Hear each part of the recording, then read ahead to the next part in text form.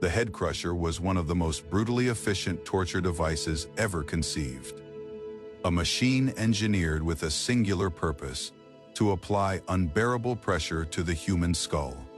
Its design was deceptively simple: a metal frame, a tightening screw, and two flat plates, one pressing down from above, the other supporting from below. But within that simplicity lay its horrifying genius. It was built to exploit the fragility of bone, cartilage, and tissue, forcing the skull to endure a level of pressure it was never meant to withstand. With each twist of the executioner's hand, the screw descended further, driving the upper plate downward, slowly crushing the victim's skull against the unyielding metal base. The device did not need sharp edges or spikes to inflict its terror. Its power came from the steady, unrelenting force it applied.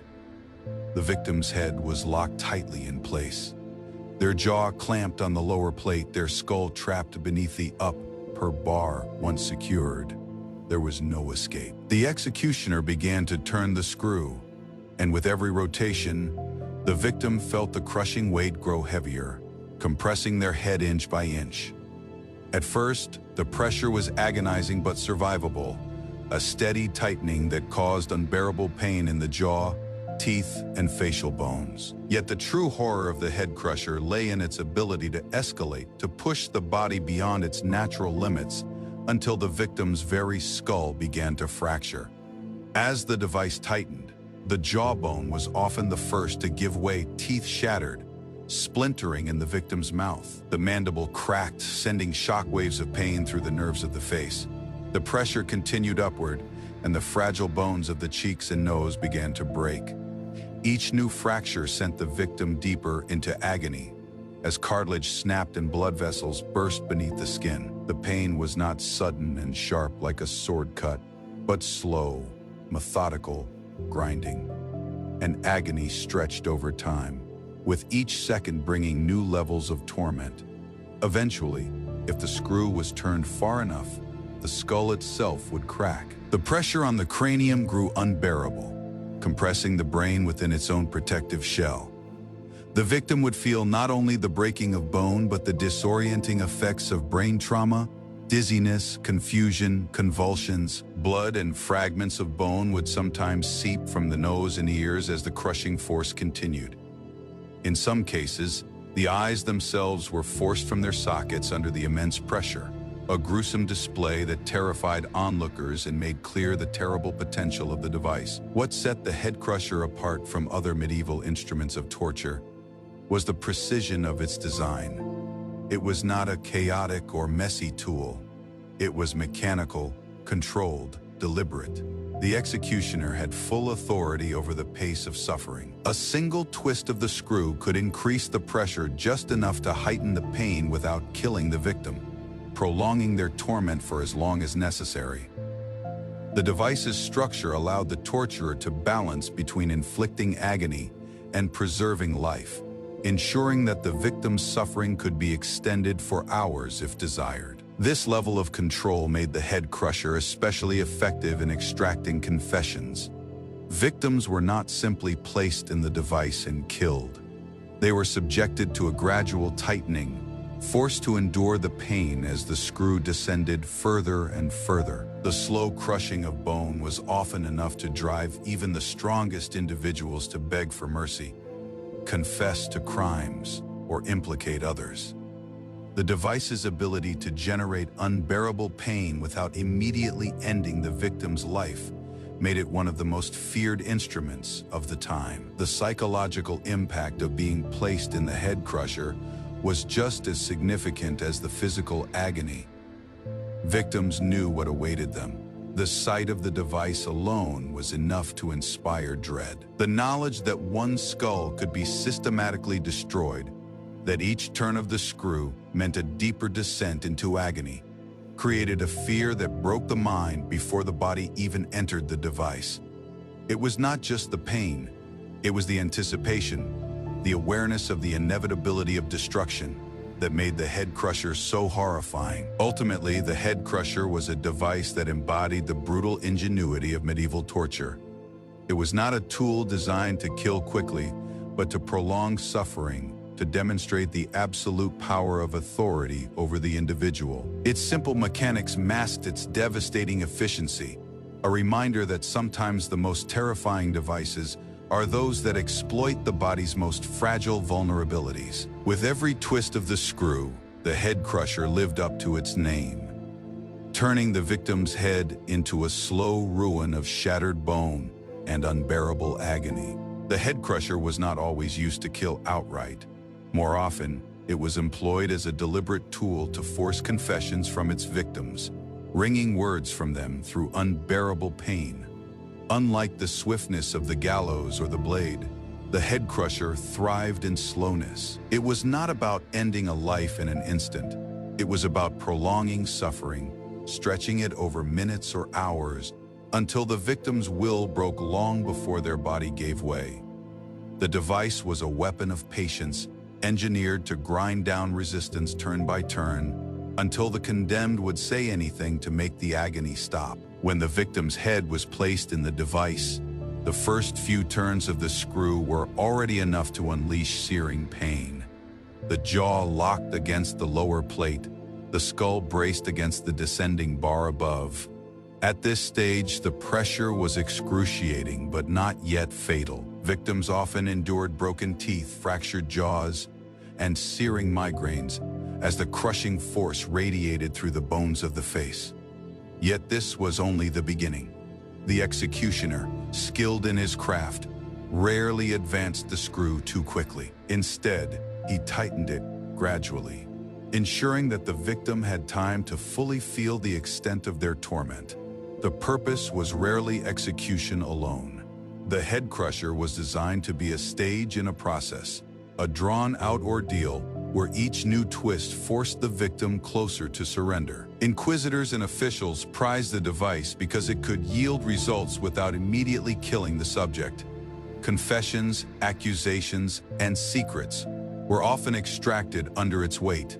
A victim might hold firm under the first waves of pain, but as the pressure mounted, their resolve would begin to crack along with their bones. The agony of fractured jaws, splintered teeth, and compressed skull bones was unbearable, and few could withstand it without eventually breaking down. The executioner's control over the screw allowed him to manipulate the victim's suffering with terrifying precision. If the victim hesitated or resisted, the screw turned further, amplifying the pain. If the victim cried out, begged, or began to confess, the screw might pause, offering the illusion of mercy. This back and forth between tightening and halting was a psychological game, keeping the victim balanced between agony and a false sense of reprieve. In reality, there was no escape. Once secured in the device, the victim's fate was sealed, their words extracted through the unrelenting promise of further pain. This slow march toward confession was as much psychological as it was physical. The victim, trapped in the head crusher, could hear the faint groan of the screw, feel the creeping descent of the upper bar, and sense the inevitability of what was coming. The mental torture of anticipating the next turn of the screw was often worse than the crushing itself. The victim's imagination filled the silence, picturing their skull cracking apart, their eyes bursting, their brains squeezed under the mounting pressure. It was this anticipation, this endless waiting, that broke down the strongest minds, leaving them vulnerable to manipulation. The head crusher also blurred the line between confession and survival. Victims quickly learned that their only hope of relief was compliance. Many confessed to crimes they never committed, implicated others falsely, or spoke words their inquisitors wanted to hear, simply to stave off another turn of the screw. The device turned truth into a meaningless concept. Survival became the only priority. Under such torment, even the most steadfast individuals faltered, proving the effectiveness of the head crusher as a tool of forced compliance. And yet, death was always the lurking endpoint. If the torturer wished, the screw could continue beyond confession, beyond pleading. until the skull itself was crushed into fragments. In such cases, death came slowly. As the cranium collapsed, blood vessels ruptured, and the brain itself was fatally compressed. It was a gruesome reminder that the head crusher was not only a tool of extraction, but also of execution. Whether the victim confessed or not, the device had the capacity to end their life in a final, crushing act of brutality. For the onlookers, the slow, deliberate use of the head crusher was a display of authority. The victim's agonized cries, the gradual destruction of their face, and the visible descent of the screw reinforced the message that resistance was futile. The device was not just a punishment for the individual, it was a warning to all who might consider defiance. In its deliberate cruelty, the head crusher became more than a machine of death. It was a theater of suffering, staged to terrify the many through the destruction of the few. In the end, the head crusher's true horror lay in its slowness. It was not a weapon of swift justice, but of gradual surrender. By prolonging the agony, by stretching each moment of pain into an eternity, it ensured that the victim's spirit was broken long before their body failed. Whether or not the device was turned to its final lethal conclusion, it had already done its work. It had transformed the victim into a willing confessor, stripped of defiance, reduced to begging for relief that never came. The head crusher was not only an engine of physical destruction, it was a device that preyed on the deepest fears of the human mind. To be placed within it was to face not just the breaking of bone, but the slow unraveling of sanity. Its horror extended beyond the agony of splintered jaws and fractured skulls. The true cruelty of the head crusher lay in its ability to force victims to anticipate their own destruction, to feel every moment of their fate unfolding, and to imagine the terrible end that awaited them with each deliberate twist of the screw. The process of torture began long before the screw was even turned. The sight of the device itself was enough to instill dread. Heavy iron plates, a massive screw, and the looming sense of inevitability were often sufficient to reduce the strongest men to trembling silence. Victims knew that once their head was locked in place, they were trapped. The device had no release, no avenue of escape. The psychological terror began with the knowledge that their skull was about to be crushed, slowly, deliberately, and inescapably. Once secured in the crusher, the victim's mind became its own worst enemy. The first twist of the screw was excruciating, but it was the anticipation of the next that drove the victim toward despair. The creak of the mechanism, the grinding of the screw, and the subtle shift of the plate pressing harder against the skull filled the air with dread. Each sound was a signal of further suffering to come, each movement of the device a reminder of the inevitable. The victim's imagination magnified their terror, picturing bones cracking, eyes bursting, and the brain itself being crushed. This psychological torment amplified the physical agony, creating a dual assault on both body and mind. The anticipation of destruction often proved more unbearable than the pain itself. Victims were trapped in a state of constant dread, knowing that their torment could last minutes or hours depending on the will of their torturer. They did not know when or if the screw would stop turning. Would the torturer relent after extracting a confession, or would he continue until the victim's head collapsed completely? The uncertainty prolonged the fear, forcing the victim to live in a cycle of hope and despair. This uncertainty, more than the device's mechanics, was the true heart of its psychological horror. The head crusher also stripped the victim of any illusion of control. Resistance was impossible. No movement could free them from the plates. No plea could halt the screw's descent. The helplessness of being trapped in such a device was itself a form of mental torture. Victims were reduced to passive observers of their own destruction, left with nothing but the terrifying awareness of what was happening to them. This loss of agency was devastating to the mind, leaving victims broken before the device had even reached its full potential. Spectators, too, were subjected to the psychological terror of the head crusher. The device was often employed not only to punish the condemned, but to frighten those who watched. Seeing a man's face slowly compressed, hearing the sounds of cracking bone, and witnessing the gradual descent of the screw created an atmosphere of dread. Even if the victim survived the session, the memory of their screams, their distorted features, and the constant tightening of the crusher lingered in the minds of those who saw it. The terror extended beyond the victim, infecting the entire community with fear of authority and its power to inflict suffering. The psychological dimension of the head crusher was also reinforced by its methodical pace. Unlike weapons that killed in an instant, the crusher prolonged the ordeal, ensuring that the victim remained conscious and aware of every stage of their destruction. The body could sometimes withstand the crushing force for longer than expected, which meant the mind was forced to endure the terror of waiting for the final collapse. The slow, deliberate turning of the screw was not just a mechanical act. It was a psychological game, dragging out the torment so that each moment became more unbearable than the last. In many ways, the head crusher was less about killing and more about breaking the mind. Victims often confessed long before the device reached its lethal potential.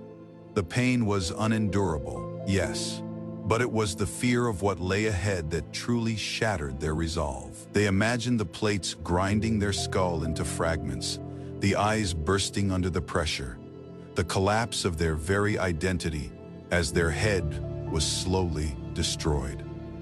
The mind, trapped in this spiral of anticipation, broke down long before the body did. This is what made the head crusher so brutal. It weaponized imagination. It turned the victim's own mind into an accomplice to their suffering. Every second spent in the device forced them to envision their own destruction, to relive it over and over. As the screw descended further, it was torture not just of the flesh, but of the soul. Even those who survived carried the scars forever, haunted by the memory of being trapped, waiting for the next turn of the screw that would end everything. The head crusher was never just a machine of torture. It was a symbol of power.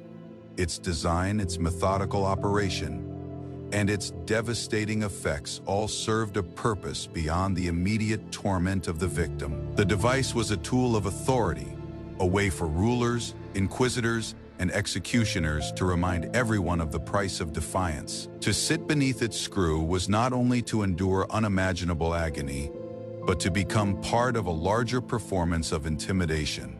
One staged for the benefit of the living as much as for the punishment of the condemned. The device's very appearance conveyed a grim message, constructed of heavy iron, with a large screw mechanism mounted above two solid plates. The head crusher looked less like a weapon of war and more like an industrial tool. But that mechanical precision was exactly what made it terrifying. It was not chaotic violence, not the unpredictable slash of a sword or the messy brutality of a club. It was order, control, and inevitability manifested in steel. When authorities placed a victim in the crusher, they demonstrated that their power was not wild or rash. It was measured, calculated, and absolute. Public displays of the head crusher reinforced this authority. Often, victims were not killed outright, but placed in the device for prolonged sessions, their screams echoing in the chamber as their faces distorted under the pressure. Onlookers, whether townsfolk, fellow prisoners, or political rivals, witnessed not just the pain of the condemned, but the raw control exercised by those in power. Each turn of the screw was a reminder that the state or the church could crush not only bodies, but also wills. It was authority made visible, audible, and unforgettable. The crusher's slow and deliberate pace amplified its role as an instrument of intimidation. The executioner could halt the process at any moment, prolonging the suffering indefinitely. This control allowed the device to be used as a warning, stopping just short of total destruction in order to release a broken, terrified victim back into the world. Such survivors became living messages of the state's power, their shattered jaws and disfigured faces serving as permanent proof of what awaited those who resisted. In this way, the head crusher extended its influence beyond the execution chamber, becoming a symbol of fear in everyday life. The psychological weight of this authority was enormous. To live in a society where such devices were used was to know that rebellion, heresy, or even disobedience could lead to unimaginable suffering. The crusher made the consequences tangible. Its simple mechanics, its inevitability, and its ability to reduce a human head to fragments all embodied the absolute dominance of authority. People did not need to see it, used to feel its power. The mere knowledge of its existence was enough to suppress resistance and enforce obedience. For inquisitors, monarchs, and rulers, the head crusher was invaluable as a political tool. It silenced opposition not just through physical pain, but through the atmosphere of terror it created. Few instruments could so effectively combine spectacle with precision. A beheading might end life quickly, but it lacked the same lingering dread. A hanging was public, but it did not showcase the careful, deliberate hand of authority. The head crusher, however, represented both a mechanical certainty and a drawn-out suffering, all orchestrated by those in power. Even the way the device was operated reinforced its symbolic role.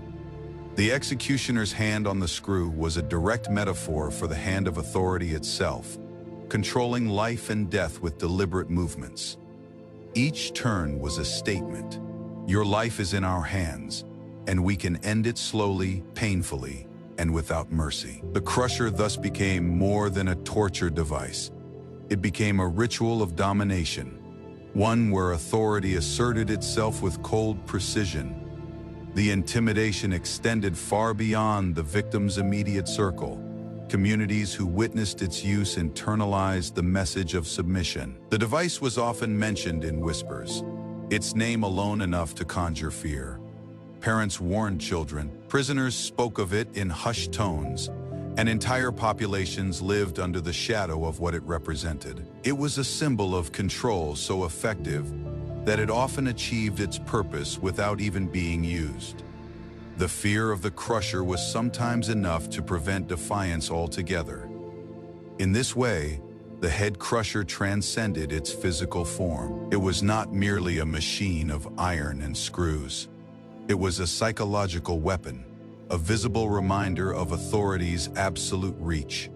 Its role in history is a chilling testament to how instruments of torture could be elevated into symbols of political and religious dominance. The true brutality of the head crusher was not just in the shattered skulls it produced, but in the way it turned suffering into a spectacle of power, ensuring that obedience was maintained not by choice, but by fear. The head crusher may no longer be used, but its memory endures as one of the darkest symbols of human cruelty. Its brutal simplicity and devastating effectiveness have cemented it in history, not merely as a torture device, but as a lasting emblem of unchecked authority and the extremes of suffering. Even today, the very mention of its name conjures images of bone splintering, jaws shattering, and eyes bulging under unbearable pressure. It has become more than an artifact of the medieval past. It is a reminder of how fear itself can outlive the instruments that created it. The legacy of the head crusher lies first in the sheer horror it inspired. Accounts of its use spread far beyond the torture chambers where it was employed, carried by rumor, chronicles, and whispered warnings. People needed no demonstration to fear it. The idea alone was enough. The thought of one's skull slowly collapsing under iron pressure, of the screw grinding down until nothing remained but bone fragments and blood, was terrifying in its own right. Even for those who never witnessed the device, its reputation was sufficient to instill obedience and silence dissent. The Crusher's legacy was not just in what it did, but in what it represented. A calculated cruelty that reduced human resistance to nothing. The symbolic power of the head crusher endured precisely because it spoke to something primal.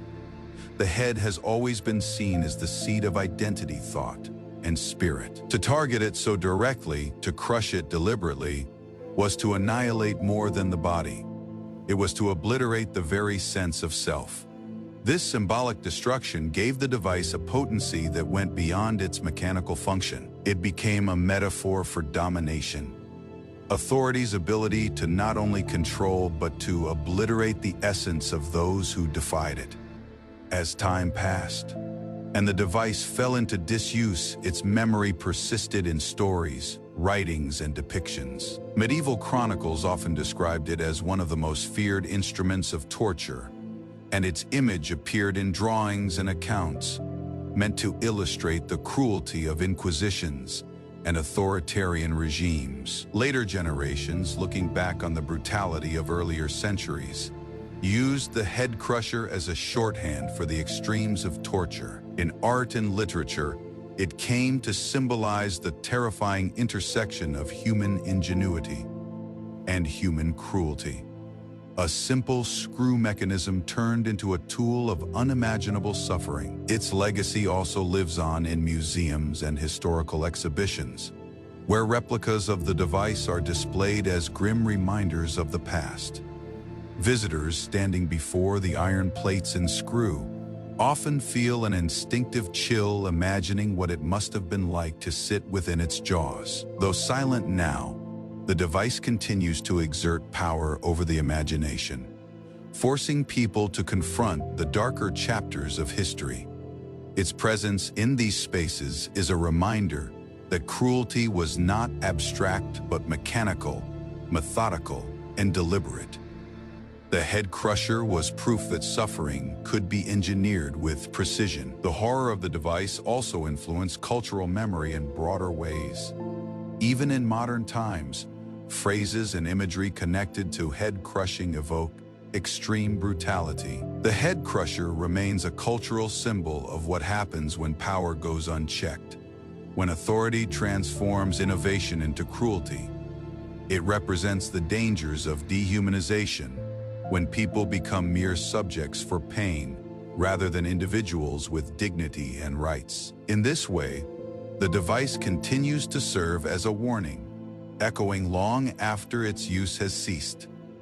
But its legacy is not only about history, it is about the persistence of fear. The psychological terror that the head crusher embodied has parallels in modern forms of oppression, where power still seeks to dominate through intimidation and control. While the physical device is gone, the idea it represented, that authority can crush resistance with relentless force, remains disturbingly relevant. The head crusher has become a symbol of all systems that seek to break the human spirit. Ultimately, the head crusher's legacy is twofold. It is both a reminder of the suffering endured by its victims and a symbol of the cruelty of the systems that created it. It continues to occupy a place in the collective imagination as one of the most brutal devices of the medieval world. Its image forces us to remember that the darkest parts of history are not distant, but part of the same human story. The head crusher may be silent now, its screw unmoving, but its legacy remains loud, a testament to the terror it inspired, the control it enforced, and the warning it still carries.